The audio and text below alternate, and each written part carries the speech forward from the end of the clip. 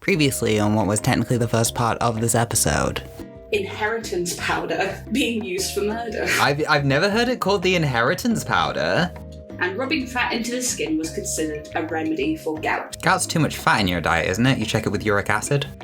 Now, I'm going to say something. It might be incredibly wrong. Did Leonardo da Vinci do one of the first blood transfusions? I don't know. I'm not going to lie. I'm not sure. That is a dive for another day. I feel like I watched it on Da Vinci's Demons, which might make it incorrect. And now, the rest of the episode.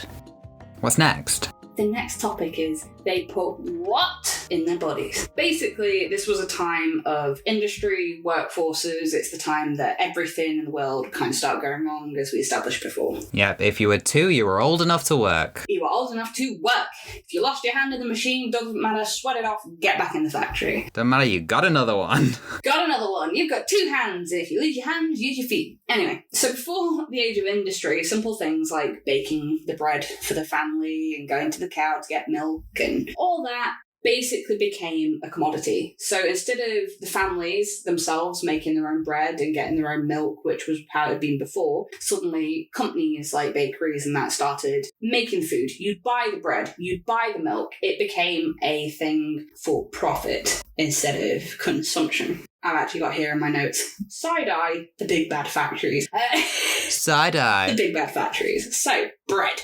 Let's talk about bread first, shall we? Some manufacturers, to explore the ways to increase their profits, since bread was sold based on the weight of the loaf, with a £1 loaf being most common, one way to reduce the cost of manufacturer was to reduce the amount of flour, substituting it for another, hopefully unconscious ingredient, which would maintain the weight without altering the flavour of the loaf. So keep the weight at £1, wouldn't change the flavour, but you used less flour, so technically you made a profit. Many different materials were used in place of some of the flour, including ground bone meal, ground dried beans, plaster of Paris, and plain chalk. Most people was alum, which offered the baker several advantages. It was freely available, it was cheap, it was tasteless, and it whitened the bread. It also added more weight since it was heavier by volume than flour. It also contributed to several health problems, not the least of which was malnutrition.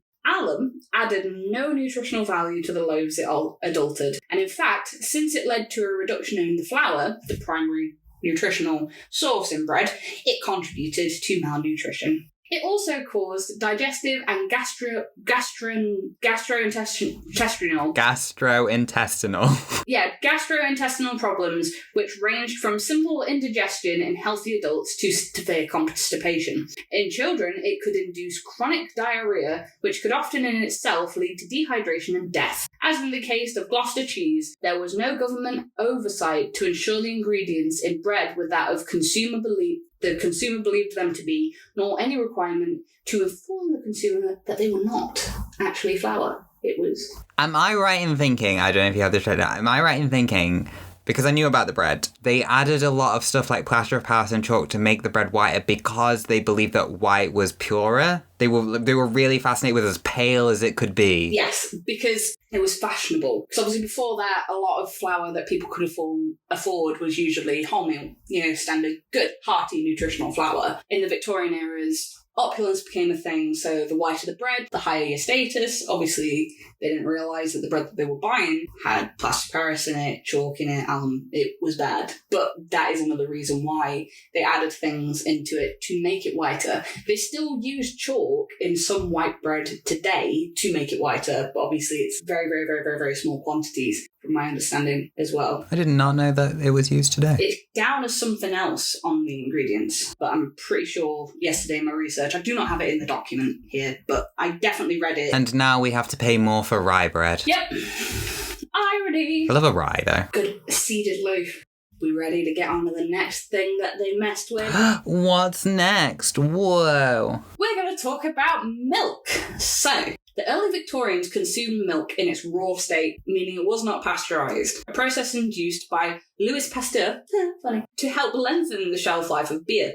Refrigeration was iffy, there was no way to ensure milk was kept cool from dairy to home, and shelf life was very short. Another issue, largely unknown to the Victorians, was that milk is an excellent choice as a microbial growth medium. Victorians did not know when the milk they had at home was beginning to slide past its user date. It smelled and tasted sour. A leading home management authority of the day, Isabella Beeton, advised the addition of boric acid to slightly off milk to both remove the sour taste and smell. Her readers were assured that the addition of small amounts of boric acid would do no harm and encourage consumption of the milk. Miss Beeton was twice wrong. Boric acid, when consumed, even in small amounts, causes digestive issues including diarrhea, vomiting, severe cramps, and abdominal pain. While none of those is usually regarded as fatal symptom, except in children, who were the leading consumers of milk. It was that the boric acid concealed the fact that the milk was bad that made it poisonous. Raw milk can contain tuberculosis, diphtheria, tuberculosis, and scarlet fever.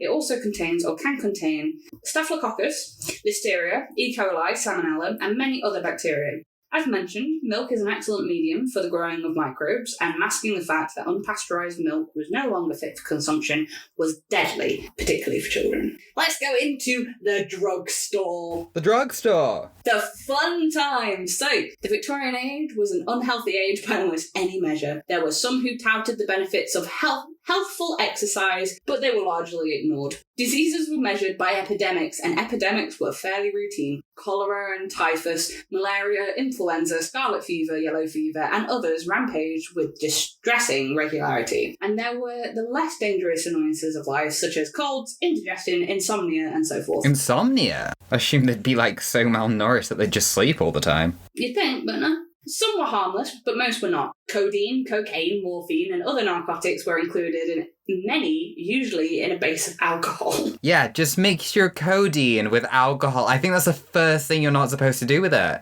Just put cocaine in a thing of alcohol and drink it. You'll be fine. Here's the thing, right? Yeah. If you're going to do cocaine about it, I feel like the alcohol isn't going to be the bad part. If you're going to do cocaine... Whereas mixing codeine, well, then again, that's just modern knowledge, isn't it, really? Like cocaine and... I would say codeine, cocaine, and morphine, and other narcotics, things that get you very, very high, mixed with alcohol. Arsenic, strychnine, belladonna, and other poisons gave them additional kick. The contents of medicine and the use of narcotics were almost wholly unregulated, and purveyors of patent medicines were not required to justify their extravagant claims for the efficiency of their product. Many patent medicines, because of their content, were addictive and added to the cumulative levels of arsenic and mercury in the bodies of Victorians. Thus, they did nothing to alleviate the ills they promised to cure, other than intoxicate the customer past the point of caring, and added to their collective ills. It is easy to envision a Victorian suffering from the side effects of cosmetics seeking comfort from an elixir which increased the level of intoxication ever closer to a lethal level. So they had medicines because the arsenic cosmetics that they had on their skin was causing them to be ill, and then the medicines also had arsenic in, which then made the levels go up and not actually cure any of the ailments that they had. I know Victorians had a high birth rate, but I'm amazed they survived at all. So yeah, that's the medications. Like a lot of medications, you could just go get some cocaine paste, and it was for children. You know, if they had toothache, put cocaine on their gums, fine. And I imagine it worked. I mean, to be fair, back then they were more on about shutting the child up than caring if the kid ever had teeth growing again. That was a little dive into medicines. I love the medicines back then. It was absolutely... I mean, the amount of bloodletting they did alone. It was just Wild West. It's like, oh, you have an issue? Here. Have some arsenic and cocaine. Oh, you have an issue? Here. Here's some morphine. Just go to the opium house. You'll be fine. It's like, all right, fine. To be fair, I mean... Make them as intoxicated as they can be, and then they're not going to care if they're ill anymore. And that seemed to be the logic. Mess them up, they're not going to care anymore. Well, they were also like, I guess we'll just saw that limb off. Yeah, basically. Like, I'm just going to take that limb. Ooh, I might do a dive into Victorian surgery next. Do it. Okay, so my last and final thing that they used to put inside themselves: meat. During the 19th century and throughout the Victorian era, meat, in all its forms, underwent no inspections, either before or after butchering. In 1862, the Privy Council in England, formal advisors to Her Majesty, informed their sovereign and the populace that more than 1/5 of the meat sold in England had been from diseased animals in life. Often veal was veal because it had been too sick to have become a cow.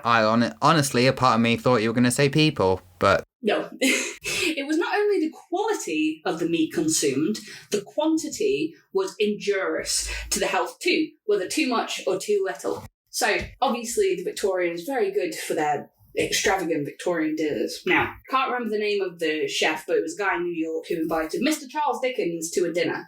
Cost him $15 to go to this dinner. Now, I have the list of courses of this Victorian dinner that Charles Dickens went to. To start, we would have a light soup. We would then have hors d'oeuvres. We would then have a course of fish. Then we'd have a light dish to cleanse the palate before the serious eating began. Then we'd have the entree with side dishes, another palate cleanser. We'd have salads. We'd have a fruit dish. We'd then have the first dessert-style dish. We'd have more fruit. We'd have more dessert. And then we'd end with port and cheese. This was one meal. No wonder they all had gout. How would you not get bored 3 minutes in? 12 courses. 12 courses. That's insane. That's a lot of food. And also a soup for a starter. You never want to eat after having soup for a starter. You're like, well, I'm soupful now. And the bread basket. Oof. Right. But, so you've got soup, hors d'oeuvres, a fish course, a light dish to cleanse the palate, entree with side dishes, another palate cleanser, salads, fruit dish,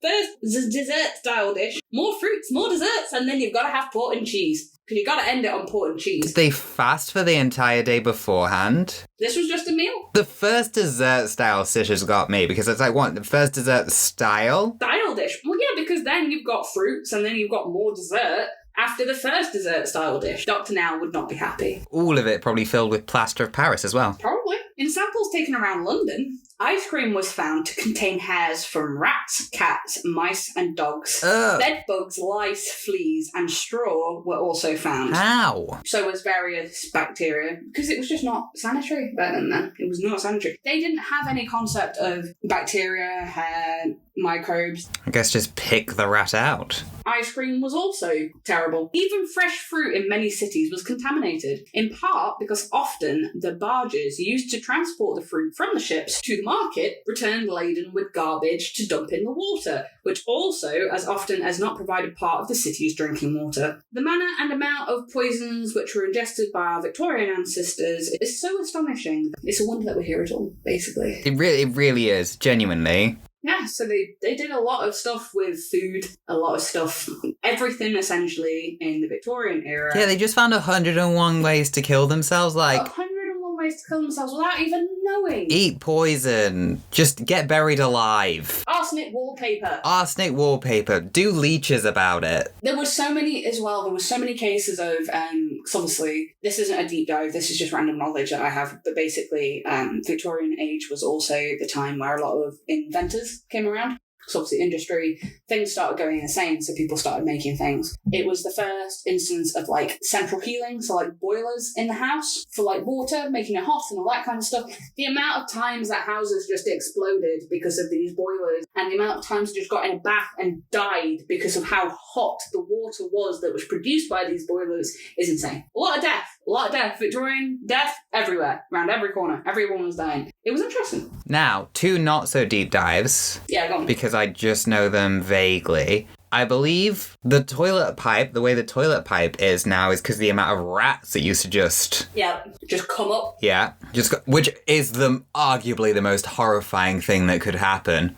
But another vague fact I know, and I don't know if it's Victorian or Edwardian, and I'm sure you will know, is a lot of people used to burn themselves alive from bathtubs. Yes, that is Victorians. That's what I was just saying. So the water that was created by the boilers that people had invented for in the house for, central heating, water, all that kind of stuff. The water that the boilers made that were put into the baths was so hot that people would get into it and 9 times out of 10 instantly die. So they basically scald themselves to death. Yeah, and then because it was a metal bottom as well, yep. Yeah, it was all just... Because their skin would get stuck to it, wouldn't it? Yes, and then that would be it. That just the shock would take them. And it's like another little quick thing. The fact that they used to use, obviously we know about the arsenic pigment in wallpapers, but all paint, well, most paint that was used on children toys was actually lead-based paint. Yeah, but that's fairly new that that's not a thing. It's new that that's not a thing, but obviously it's very, very dangerous because it flakes off. If it gets in their mouth, if it gets on their skin, and then they lick their hands.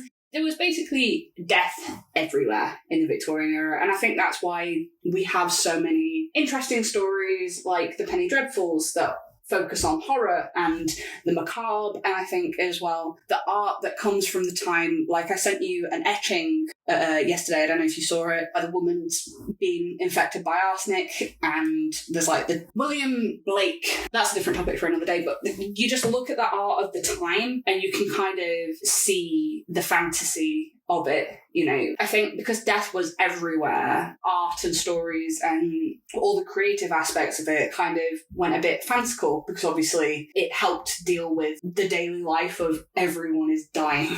Yeah, it's the same way they had superstitions around death. It was like, well, everyone's dying, so we may as well have them. Everyone's dying, so of course they're going to have them, and it's quite interesting to see. So if you're listening out there and you found what we've spoke about interesting today, maybe go and have a little look yourself, go look for some documentaries or some articles and have a look at the Victorians, because history is interesting. History is pretty cool. It's pretty swell. It's pretty cool. History is cool. And we'll probably do more history dives, because we're history fans. We are history nerds. Like, my childhood was mainly spent in the National Trust buildings.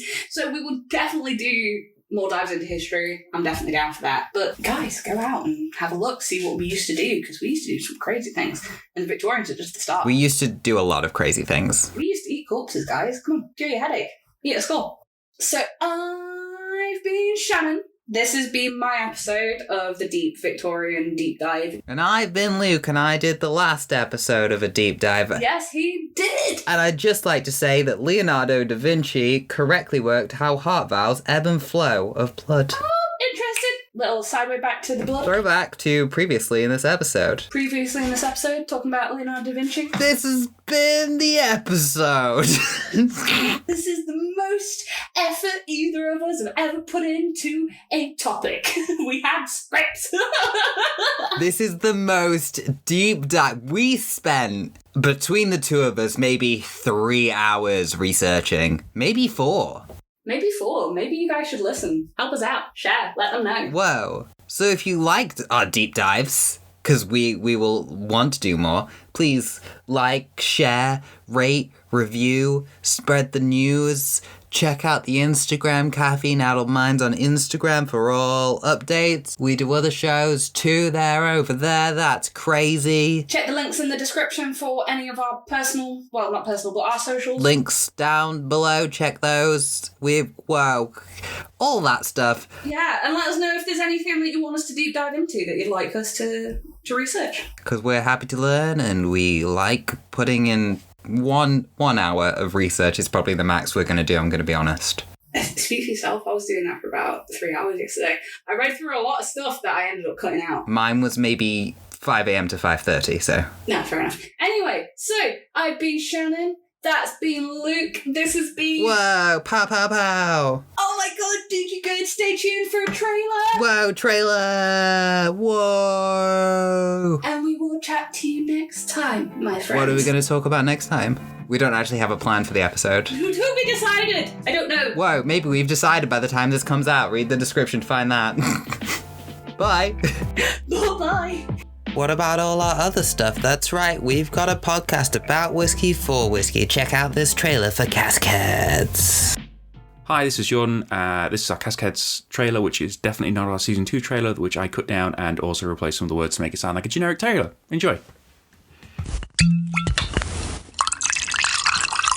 Oh, hello. I didn't see you there. Come in. Take a seat. Sit by this fire. Jesus Christ. Problem is, it kind of sounds like pee. Hello, and welcome to our Cascades trailer. We're here to tell you that Cascades will be returning in 2 weeks' time. That's right, we're back, like the dinosaurs from that one film. The one that's literally called We're Back. That one. We'll be talking about the Distilleries. and we'll be trying Whiskies. And it's so good it'll leave you pondering the intricacies of... It'll leave you pondering the intricacies of such great art Whiskies. in meantime. In meantime? It'll leave you pondering the intricacies. It'll leave you pondering the intricacies of such great art in the Whiskies. meantime. John, you've done 18 takes. It's a lot of words. And yes, there will no doubt be more Cask Whisperer lore. There better be more guys where you've cut so much out. So look out For Cascades. wherever podcasts are found. And listen out for them too. And having listened to it, I kind of realised we don't actually mention it's a podcast for whiskey, about whiskey, featuring myself and my brother Luke.